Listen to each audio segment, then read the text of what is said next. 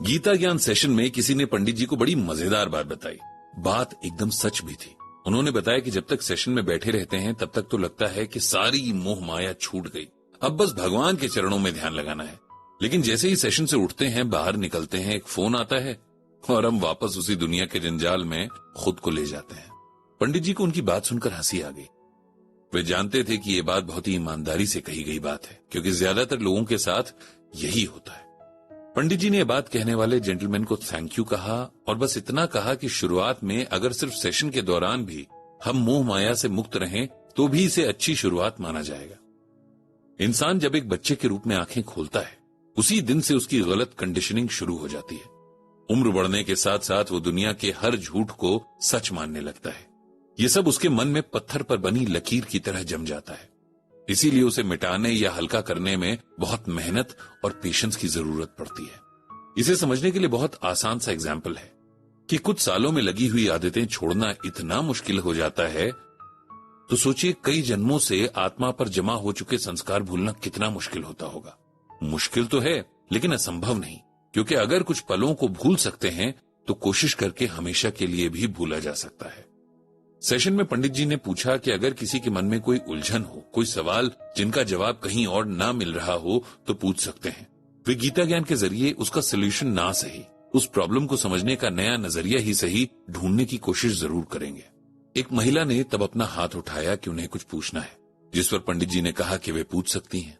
उन्होंने अपना नाम राधा बताया और कहा कि वो बाय प्रोफेशन एक टीचर है और एक बहुत रेप्यूटेड स्कूल में पढ़ाती हैं। उनका क्वेश्चन उनकी पर्सनल और प्रोफेशनल दोनों जिंदगियों से जुड़ा हुआ था। उन्होंने कहा कि कई बार वे बहुत कोशिश करने के बाद भी अपने बच्चों और स्कूल के बच्चों पर चिल्ला पड़ती हैं। प्राइवेट स्कूल में जॉब करती हैं, इसीलिए वहां बच्चों पर हाथ नहीं उठा सकती। लेकिन अपने घर में जब बच्चे बहुत परेशान करते हैं तो कई बार उन पर मेरा हाथ छूट जाता है। बाद में मुझे दिन भर गिल्ट रहता है, लेकिन मैं खुद को कंट्रोल नहीं कर पाती और ये गलती मुझसे बार बार हो जाती है। पंडित जी ने राधा जी से कहा कि उनकी बात पंडित जी को समझ आ गई है और ये बात इतनी भी मुश्किल नहीं है। बस राधा जी को खुद से एक सवाल पूछना है और खुद से ही उसका जवाब भी पूछना है। सवाल ये है कि आपके घर में कितने बच्चे हैं? राधा जी ने जवाब दिया कि 2। और आपकी क्लास में कितने बच्चे हैं? राधा जी ने जवाब दिया कि 28। तो आप 2 बच्चों की शरारतों से परेशान होकर उन्हें थप्पड़ लगा देती हैं, जबकि क्लास में 28 बच्चों पर सिर्फ चिल्लाती हैं, जबकि उनकी शरारतें, उनका शोर आपके 2 बच्चों से कई गुना ज्यादा होता होगा। आप इसका रीजन जानती हैं? राधा जी ने ना में सर हिलाया। तब पंडित जी ने कहा कि आप स्कूल के बच्चों पर इसलिए हाथ नहीं उठाती क्योंकि आपको स्कूल अथॉरिटीज का डर है। आप जानती हैं कि अगर आपने ऐसा किया तो आपका इंप्रेशन खराब हो सकता है और अगर पेरेंट्स ने कंप्लेन कर दी तो आपकी जॉब भी जा सकती है।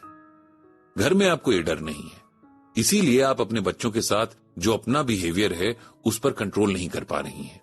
अगर आप ये समझ जाएं कि सबसे बड़ी जो अथॉरिटी है यानी भगवान, उन्हें यह व्यवहार पसंद नहीं है और आपके कर्मों के खाते में ये कंप्लेंट्स की तरह दर्ज हो रहा है, तो आप अपने आप अपना ये नेचर बदल देंगी।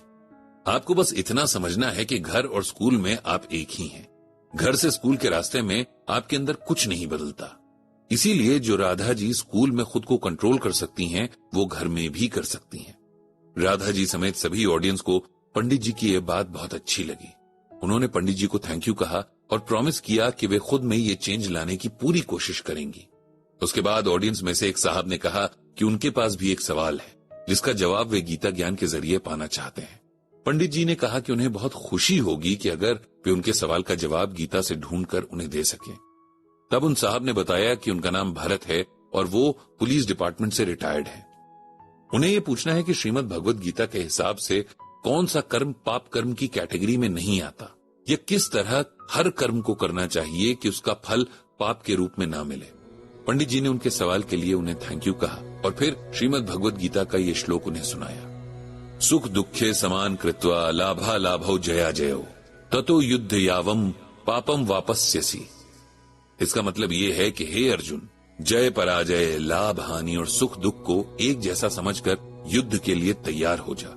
इस प्रकार युद्ध करने से तू पाप को प्राप्त नहीं होगा। पंडित जी ने आगे कहा कि श्लोक के अर्थ को मैं आपको सिंपल वर्ड्स में बताता हूँ।